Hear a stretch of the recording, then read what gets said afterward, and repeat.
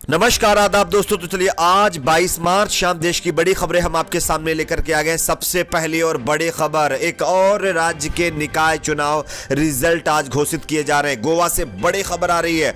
गोवा में 30 सीटों पर हुए निकाय चुनाव के फिलहाल रिजल्ट आ चुके हैं। हम आपको आगे बताएंगे कि रिजल्ट के आंकड़े क्या कहते हैं। यहां पर एक बड़ा उलटफेर हुआ है। वहीं दूसरी बड़ी खबर, बीजेपी एनडीए में एक बार फिर से बगावत हो गई है। जानकारी के मुताबिक जेडीयू ने बीजेपी के खिलाफ चुनाव लड़ने का ऐलान कर दिया है। वहीं अगली बड़ी खबर पश्चिम बंगाल से आ रही है, जहां पर ममता बनर्जी को नंदीग्राम से एक बड़ा झटका लगा है। क्या है पूरा मामला आगे हम आपको बताएंगे। वहीं अगली बड़ी खबर में हम आपको बताएंगे वसीम रिजवी ने कुरान की 26 आयतों के खिलाफ एक और बड़ा बयान दे दिया है। इसके बारे में भी हम आपको आगे बताएंगे। वहीं अगली बड़ी खबर असम से आ रही है, जहां पर देश के प्रधानमंत्री नरेंद्र मोदी ने कांग्रेस पार्टी को लेकर के बड़ा हमला बोला है। वहीं अगली बड़ी खबर, अब देश के गृह मंत्री अमित शाह के खिलाफ बॉलीवुड एक्ट्रेस ने आवाज उठा दी है। बॉलीवुड के कई एक्टरों ने जिस तरह से कल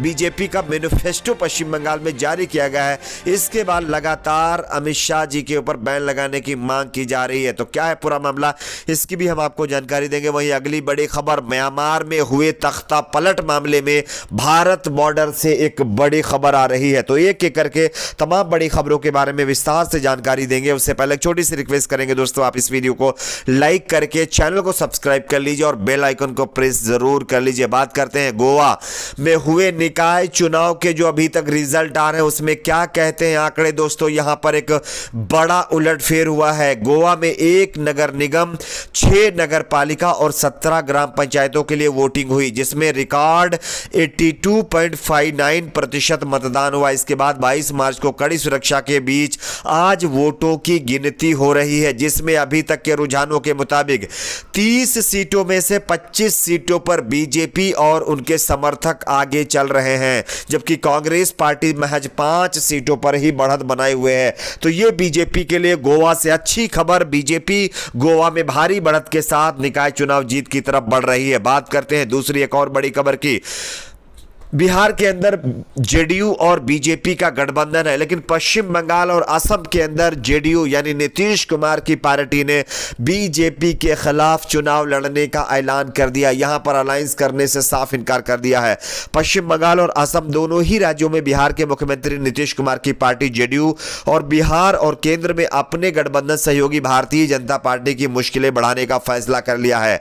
दोनों राज्यों में विधानसभा चुनाव में अपने प्रत्याशियों को जेडीयू से सिंबल देने आरंभ कर दिए हैं। इस बाबत मिली जानकारी के अनुसार पश्चिम बंगाल चुनाव में जेडीयू ने अब तक 45 और असम में अब तक 50 उम्मीदवारों को अपने सिंबल दे दिए हैं। तो यह बीजेपी के लिए एक बड़ा झटका है। इन राज्यों में जेडीयू बिना किसी दल के साथ समझौता के अपने दम पर चुनाव मैदान में है।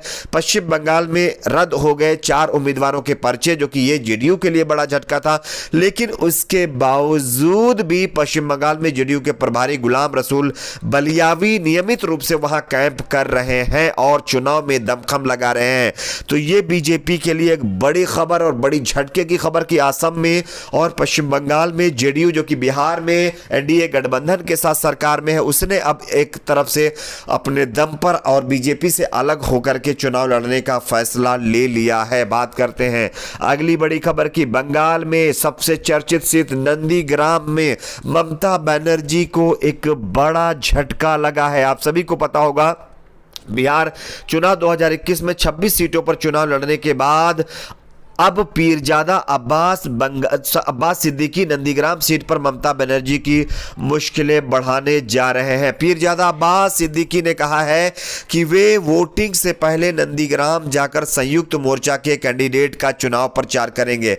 बता दें कि नंदीग्राम सीट पर ममता का मुकाबला बीजेपी कैंडिडेट शुभेंदु अधिकारी से है। एक निजी चैनल से बात करते हुए पीरजादा अब्बास सिद्दीकी ने कहा है कि मैं नंदीग्राम चुनाव प्रचार करने जाऊंगा, वहां पर मैं लेफ्ट कैंडिडेट मीनाक्षी के लिए जनसभा कर मुकाबला त्रिकोणीय बनाने की कोशिश करूंगा। तो ये एक बड़ी खबर नंदीग्राम सीट से आ रही है, जहां पर ममता बनर्जी के खिलाफ अब जो है पीरजादा अब्बास सिद्दीकी चुनावी प्रचार कैंपेन संभालने जा रहे हैं। इसमें बीजेपी का सीधे फायदा होने के आसार हैं। बात करते हैं अगली बड़ी खबर, वसीम रिजवी को लेकर के एक और नया मामला सामने आया। वैसे आप सभी जानते होंगे वसीम रिजवी ने कुरान में 26 आयतों को लेकर के विवाद खड़ा किया है और सुप्रीम कोर्ट में इसके खिलाफ याचिका लगाई है कि इन 26 आयतों पर पाबंदी लगनी चाहिए। खैर, पाबंदी अब वसीम रिजवी के ऊपर लगनी शुरू हो गई है। शिया सेंट्रल वक्फ बोर्ड के पूर्व चेयरमैन वसीम रिजवी ने एक और वीडियो मैसेज जारी कर हिंदुस्तान के लोगों से उनका सपोर्ट करने की अपील कर दी है। दरअसल उन्होंने कहा है कि आज जब उन्होंने देश को इस्लामिक टेररिस्ट से बचाने के लिए कुरान से कुछ आयतों को हटाने की बात कही तो पूरा मुस्लिम समाज उनके खिलाफ खड़ा हो गया है। उन्होंने कहा है कि उन्हें लगातार जो है धमकियां मिल रही हैं, इसके चलते वो अब हिंदुस्तान की आवाम से मदद मांग रहे हैं। खैर, वसीम रिजवी को जब अल्लाह की मदद नहीं मिलेगी तो समझिए इंसानों से उसको क्या मदद मिल पाएगी।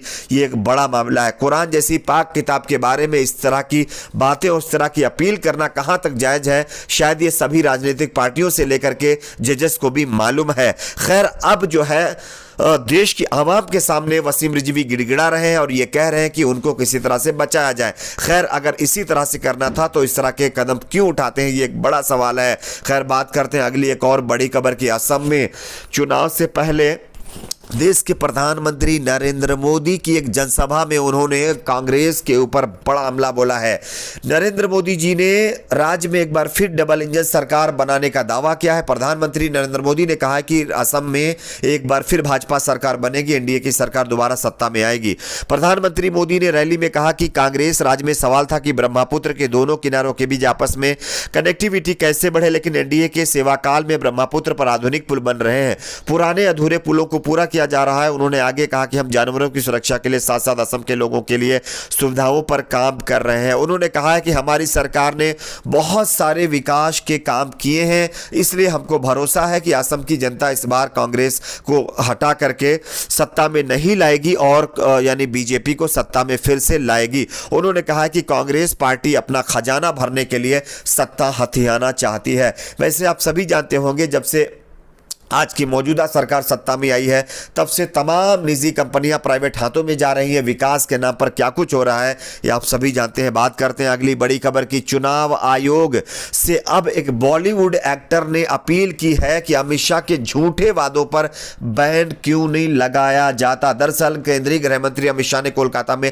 पश्चिम बंगाल विधानसभा चुनाव के लिए भाजपा का घोषणा पत्र जारी किया। इस घोषणा पत्र को भाजपा की तरफ से संकल्प पत्र का नाम दिया गया, लेकिन जिस तरह से इसमें वादे किए हैं इसको लेकर के बॉलीवुड एक्टर के उर्फ कमाल और खान ने इस पर चुटकी ली है। उन्होंने कहा है कि चुनाव आयोग अमित शाह के झूठे वादों पर बैन क्यों नहीं लगाता। भड़कते हुए एक्टर ने कहा, आज अमित शाह जी ने बंगाल में वादों का पिटारा खोल दिया और पैसे तो ऐसे बांट रहे हैं जैसे कि टैक्स पेयर्स की मेहनत की कमाई अमित शाह जी की निजी संपत्ति हो। तो इन सारे मामलों को लेकर के एक बार फिर से ये नया मामला सामने आया। बात करते हैं एक और बड़ी खबर की। म्यांमार में तख्ता पलट के बाद लगातार वहां के लोग भारत जो है में घुसने की कोशिश कर रहे हैं, जिसके चलते बताया जा रहा है कि म्यांमार से अब तक 300 शरणार्थी भारत में घुस आए हैं, जिसके चलते असम राइफल्स ने पूरी तरह से म्यांमार और भारत बॉर्डर को सील कर दिया है। तो ये एक और बड़ा मामला सामने आया है। आपकी अपनी इस पर क्या राय है नीचे कमेंट बॉक्स में बताइए। वीडियो को लाइक शेयर, चैनल को सब्सक्राइब जरूर करें।